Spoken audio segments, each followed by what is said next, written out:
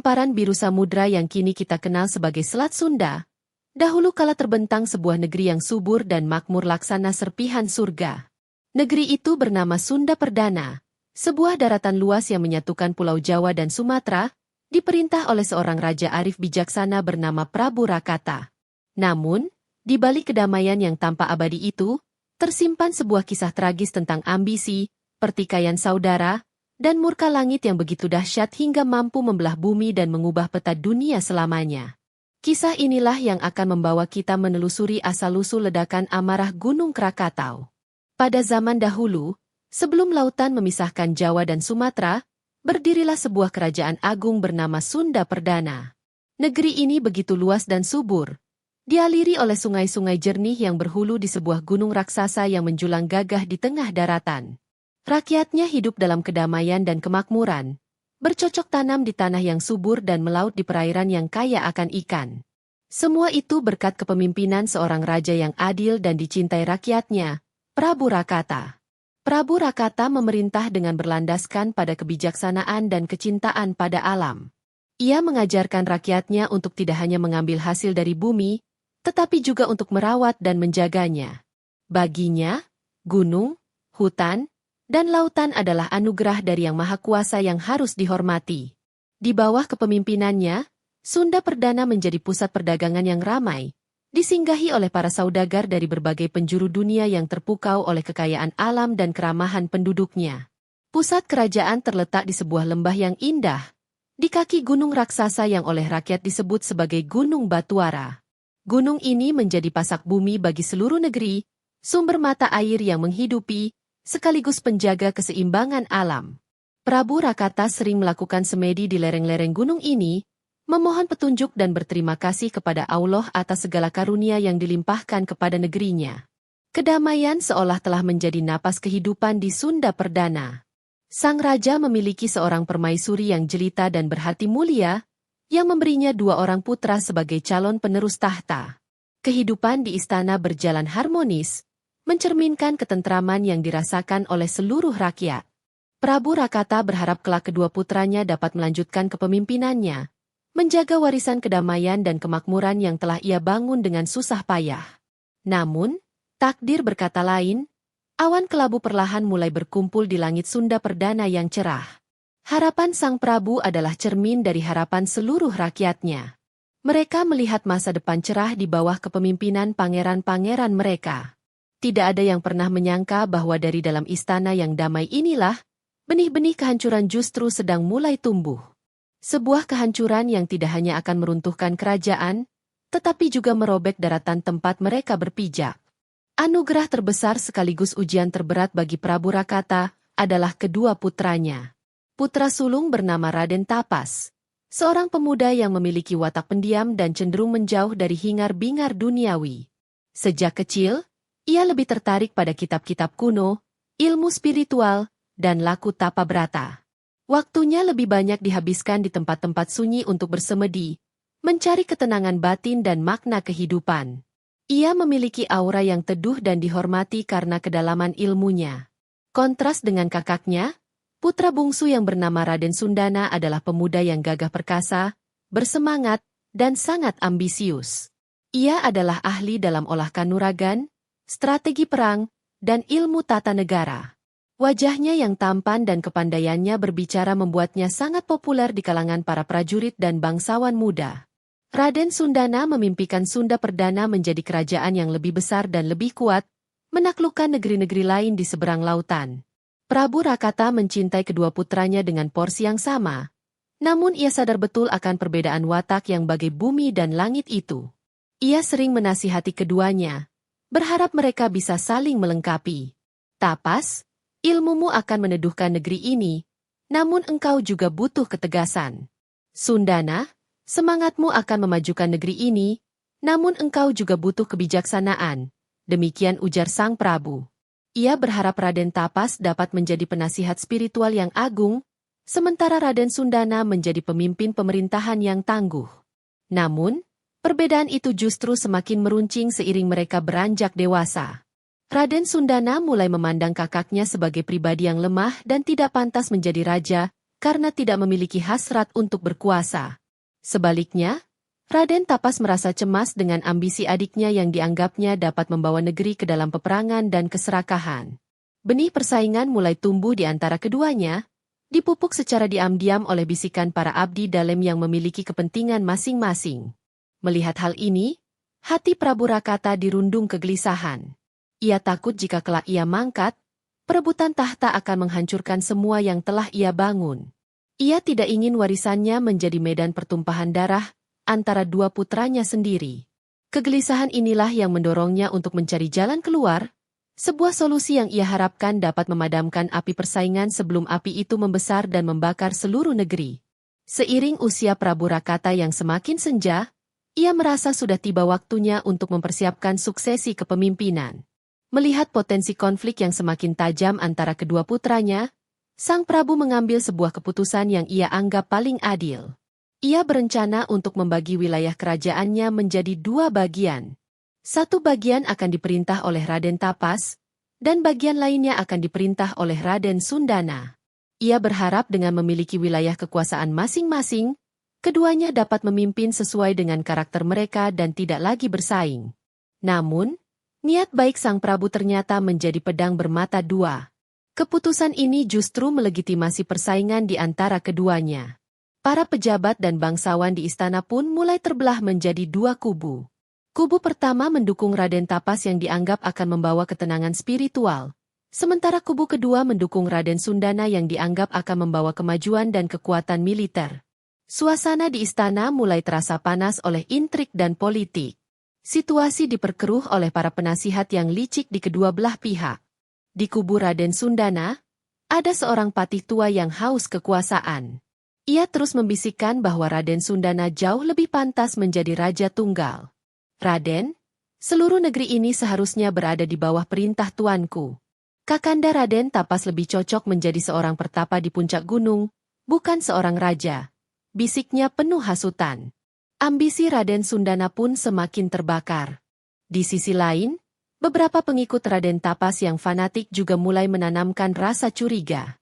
Mereka meyakinkan Raden Tapas bahwa ambisi adiknya sangat berbahaya dan harus dihentikan. Mereka khawatir jika Raden Sundana berkuasa, ia akan meninggalkan ajaran luhur nenek moyang dan membawa negeri ke dalam kesengsaraan demi mengejar kekuasaan duniawi. Meskipun Raden Tapas pada dasarnya cinta damai, keraguan mulai menyelimuti hatinya. Prabu Rakata, yang fisiknya mulai melemah, tidak menyadari betapa dalam perpecahan ini telah merasuk ke dalam sendi-sendi kerajaan. Ia masih percaya bahwa keputusannya untuk membagi kerajaan adalah jalan terbaik. Ia tidak tahu bahwa di balik senyum dan kepatuhan kedua putranya saat menghadapnya, tersimpan api permusuhan yang siap meledak kapan saja. Bibit perpecahan itu telah ditanam, disirami oleh hasutan, dan hanya menunggu waktu untuk tumbuh menjadi pohon kehancuran. Merasa waktunya di dunia tidak akan lama lagi, Prabu Rakata akhirnya mengumumkan secara resmi keputusannya di hadapan seluruh dewan kerajaan dan perwakilan rakyat. Dalam sebuah upacara agung yang diselenggarakan di alun-alun istana, Sang Prabu yang sudah tampak sepuh itu berdiri dengan sisa-sisa kewibawaannya. Ia mengumumkan bahwa kerajaan Sunda Perdana akan dibagi menjadi dua, kerajaan Jambi di sisi barat untuk Raden Tapas, dan kerajaan Rakata di sisi timur untuk Raden Sundana. Dalam titahnya, Sang Prabu berpesan dengan suara bergetar, "Anak-anakku, kuwariskan tanah ini bukan untuk kalian perebutkan, tetapi untuk kalian jaga bersama. Pimpinlah rakyat kalian dengan adil, dan hiduplah sebagai saudara yang saling menopang, bukan sebagai musuh yang saling menjatuhkan. Ingatlah, kekuatan terbesar kita bukanlah pada luasnya wilayah, melainkan pada persatuan." Ia berharap kata-katanya dapat meredam api dalam dada kedua putranya. Kemudian, Prabu Rakata meminta kedua putranya untuk maju dan bersumpah di hadapannya dan di hadapan para dewa yang bersemayam di Gunung Batuara. Ia meminta mereka bersumpah untuk tidak akan pernah saling menyerang dan tidak akan pernah menumpahkan darah saudara di tanah warisan leluhur. Dengan berat hati, di hadapan ribuan pasang mata, Raden Tapas dan Raden Sundana mengucapkan sumpah tersebut, meskipun hati mereka menyimpan perasaan yang berbeda. Setelah upacara selesai, persiapan pembagian kerajaan pun dimulai. Batas-batas wilayah ditentukan, harta pusaka dibagi, dan para abdi dalam dipersilakan memilih akan mengabdi kepada siapa. Suasana haru sekaligus tegang menyelimuti seluruh negeri. Ada yang bersedih karena perpisahan, namun banyak pula yang cemas akan masa depan yang tidak menentu. Mereka merasakan bahwa ini bukanlah sebuah awal dari kedamaian, melainkan awal dari sebuah perpecahan yang lebih besar. Tidak lama setelah pembagian itu tuntas, Prabu Rakata pun mangkat dengan hati yang sedikit lega, berharap sumpahnya akan menjaga perdamaian di antara kedua putranya. Namun, sepeninggal sang raja bijaksana, sumpah itu seolah kehilangan kekuatannya. Kewibawaan sang ayah yang selama ini menjadi penengah telah tiada, dan kini tidak ada lagi yang bisa menghalangi gelombang ambisi dan permusuhan yang siap menerjang. Sepeninggal Prabu Rakata, sumpah yang pernah diucapkan kedua pangeran itu perlahan terlupakan, terkikis oleh hasutan dan keserakahan. Raden Sundana, yang kini menjadi raja kerajaan Rakata, merasa wilayahnya tidak lebih subur dari wilayah kerajaan Jambi milik kakaknya. Didorong oleh para penasihatnya yang licik dan ambisinya untuk menjadi penguasa tunggal, ia mulai mencari-cari alasan untuk memulai perselisihan. Ia menuduh kerajaan Jambi melanggar batas wilayah dan mencuri hasil bumi. Raja Tapas dari kerajaan Jambi, yang cinta damai, mencoba menyelesaikan masalah melalui jalan diplomasi. Ia mengirim utusan untuk berunding, namun semua upayanya disambut dengan dingin oleh adiknya. Raja Sundana, yang telah dibutakan oleh nafsu berkuasa, hanya menginginkan satu hal, perang. Ia mengerahkan seluruh pasukannya, prajurit-prajurit tangguh yang telah ia latih dengan baik, dan menyatakan perang terhadap kerajaan kakaknya sendiri. Maka, pecahlah perang saudara yang dahsyat dan mengerikan. Pertempuran terjadi di mana-mana, di lembah, di hutan, dan di pesisir pantai. Suara genderang perang dan sorak-sorai prajurit menggantikan nyanyian damai para petani. Tanah yang dulu subur kini basah oleh darah, dan sungai yang dulu jernih kini berubah warna menjadi merah. Rakyat jelata menjadi korban utama. Mereka kehilangan harta, rumah, dan keluarga, demi ambisi para pangeran mereka. Pertempuran puncak terjadi di kaki Gunung Batuara, gunung suci yang menjadi saksi bisu sumpah mereka dahulu. Raja Sundana memimpin pasukannya dengan gagah berani, sementara Raja Tapas, yang terpaksa mengangkat senjata demi melindungi rakyatnya, bertarung dengan kesedihan di hatinya. Adu kesaktian antara dua saudara itu begitu hebat, hingga konon bumi di bawah kaki mereka bergetar hebat dan langit di atas mereka seolah ikut bergejolak. Dalam pertempuran itu, tidak ada yang benar-benar menang. Kedua belah pihak menderita kerugian yang sangat besar. Para prajurit terbaik dari kedua kerajaan gugur di medan laga. Ratap tangis anak-anak yang kehilangan ayah dan istri yang kehilangan suami terdengar di seluruh penjuru negeri. Sumpah telah dilanggar, darah saudara telah tertumpah, dan tanah warisan leluhur telah dinodai oleh kebencian. Pelanggaran sumpah suci dan pertumpahan darah saudara di tanah yang diberkati itu akhirnya sampai ke singgasana para dewa di Kahyangan. Para dewata murka melihat ulah kedua putra Prabu Rakata yang telah menghancurkan kedamaian dan menodai tanah warisan ayahnya. Kesabaran mereka telah habis. Langit yang semula cerah perlahan berubah menjadi gelap gulita, meskipun saat itu adalah tengah hari. Petir menyambar-nyambar dengan suara yang menggelegar, seolah membelah angkasa.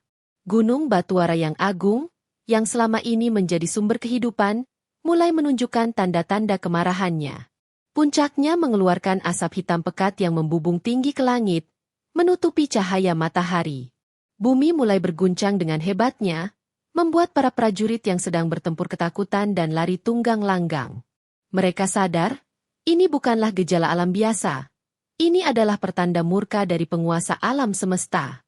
Raja Tapas dan Raja Sundana, yang sedang beradu sakti, tertegun melihat perubahan alam yang mengerikan itu.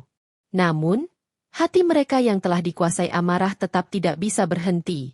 Mereka melanjutkan pertarungan, mengabaikan peringatan dari langit dan bumi. Mereka tidak menyadari bahwa setiap tebasan pedang dan setiap mantra yang mereka ucapkan justru semakin memancing amarah para dewa yang lebih besar lagi. Suara gemuruh dari dalam perut bumi terdengar semakin keras, lebih keras dari suara ribuan genderang perang. Tanah di sekitar Gunung Batuara mulai merekah, mengeluarkan uap panas yang berbau belerang. Hewan-hewan berlarian turun dari gunung dengan panik, mencari tempat berlindung. Lautan di pesisir pantai yang semula tenang, tiba-tiba surut secara drastis, sebelum kemudian kembali dengan gelombang raksasa yang menerjang daratan. Inilah puncak dari kemurkaan para dewata. Hukuman yang setimpal akan segera diturunkan kepada manusia-manusia serakah yang telah berani melanggar sumpahnya dan menumpahkan darah saudaranya sendiri. Alam yang selama ini mereka nikmati kesuburannya, kini akan berbalik menjadi kekuatan penghancur yang tiada tandingannya. Sunda Perdana berada di ambang kiamat. Di tengah gempa bumi yang semakin menjadi-jadi dan langit yang gelap pekat, puncak Gunung Batuara tiba-tiba meledak dengan kekuatan yang tak terbayangkan. Sebuah ledakan dahsyat yang suaranya konon terdengar hingga ke ujung dunia. Gunung itu memuntahkan jutaan ton batu, debu, dan api ke angkasa, menciptakan awan panas raksasa yang meluncur turun dengan kecepatan mengerikan, melahap apa saja yang dilewatinya. Kerajaan Rakata dan Kerajaan Jambi, beserta seluruh isinya, lenyap dalam sekejap. Letusan itu begitu kuatnya hingga tubuh Gunung Batuara hancur lebur. Kekosongan di perut bumi akibat letusan itu membuat daratan di sekitarnya runtuh dan ambles. Air laut dari samudra di sekelilingnya dengan cepat mengalir masuk, mengisi daratan yang telah runtuh itu. Dalam sekejap, daratan luas yang dahulu menyatukan Jawa dan Sumatera terbelah menjadi dua. Terciptalah sebuah selat baru yang sempit, memisahkan dua pulau besar untuk selamanya. Dua kerajaan yang bertikai itu kini telah musnah, ditelan oleh amukan alam. Raja Tapas dan Raja Sundana, beserta seluruh ambisi dan kebencian mereka, ikut terkubur di bawah material letusan gunung. Tidak ada yang tersisa dari kemegahan negeri Sunda Perdana, kecuali puing-puing daratan yang kini menjadi pulau-pulau kecil yang tersebar di selat baru itu. Hukuman dari para dewa telah dilaksanakan dengan tuntas. Sisa-sisa dari Gunung Batuara yang hancur itu kini menjadi sebuah gunung baru yang lebih kecil di tengah selat, yang kemudian dikenal sebagai Gunung Krakatau. Sementara sebagian daratan kerajaan Rakata yang tersisa menjadi sebuah pulau yang menempel pada gunung itu, yang dinamai Pulau Rakata. Demikian pula sisa-sisa daratan lainnya yang membentuk pulau-pulau kecil seperti Pulau Sertung dan Pulau Panjang. Peristiwa alam yang mengerikan itu menjadi penanda lahirnya sebuah geografi baru. Selat yang memisahkan Pulau Jawa dan Sumatera itu kelak dikenal sebagai Selat Sunda, diambil dari nama kerajaan yang pernah berdiri di sana, Sunda Perdana. Sebuah nama yang akan selalu mengingatkan pada tragedi perang saudara yang memicu murka alam semesta. Setelah amukan alam mereda, yang tersisa hanyalah pemandangan yang sama sekali baru. Daratan yang bersatu telah tiada, digantikan oleh selat yang membentang luas dengan gunung berapi yang berdiri sendirian di tengahnya. Gunung Krakatau menjadi monumen abadi dari sebuah tragedi, sebuah tugu peringatan alam atas kehancuran yang disebabkan oleh keserakahan dan kebencian manusia. Kisah tentang Prabu Rakata dan kedua putranya pun hidup sebagai legenda di kalangan para nelayan dan penduduk pesisir. Menurut kepercayaan yang diwariskan turun-temurun, arwah Prabu Rakata yang bijaksana tidak pernah benar-benar pergi. Konon, arwahnya bersemayam di puncak Gunung Krakatau, yang juga sering disebut sebagai Gunung Rakata. Dari sana, ia selamanya mengawasi selat yang lahir dari kesedihannya, memastikan kapal-kapal dapat berlayar dengan aman, dan menjaga agar tragedi serupa tidak pernah terulang kembali. Ia menjadi sang penjaga abadi Selat Sunda. Kadang-kadang, ketika gunung itu bergejolak, mengeluarkan asap atau gempa-gempa kecil, penduduk setempat percaya bahwa itu adalah isak tangis dan helaan napas kesedihan Prabu Rakata yang mengenang kehancuran negerinya. Gejolak itu menjadi pengingat bagi manusia untuk tidak mengulangi kesalahan yang sama. Jangan biarkan keserakahan dan permusuhan menguasai hati, karena akibatnya bisa sangat mengerikan, bahkan mampu membuat bumi dan langit murka. Legenda ini mengajarkan sebuah pesan moral yang sangat dalam. Persatuan dan keharmonisan adalah pilar utama dari sebuah bangsa yang besar, sementara perpecahan dan perang saudara adalah jalan tercepat menuju kehancuran total. Kisah Prabu Rakata dan kedua putranya adalah cerminan abadi bahwa sebesar apapun sebuah kerajaan atau kekuasaan, ia akan hancur lebur jika para pemimpin dan rakyatnya tidak mampu menjaga ikatan persaudaraan. Demikianlah kisah tentang bagaimana keserakahan dua orang pangeran memicu amarah alam, membelah daratan, dan melahirkan Selat Sunda serta Gunung Krakatau. Sebuah legenda yang mengajarkan kita bahwa ridho dari Allah dan restu alam semesta hanya akan turun kepada mereka yang hidup dalam damai dan kasih sayang, bukan kepada mereka yang hatinya dipenuhi oleh kebencian dan ambisi buta.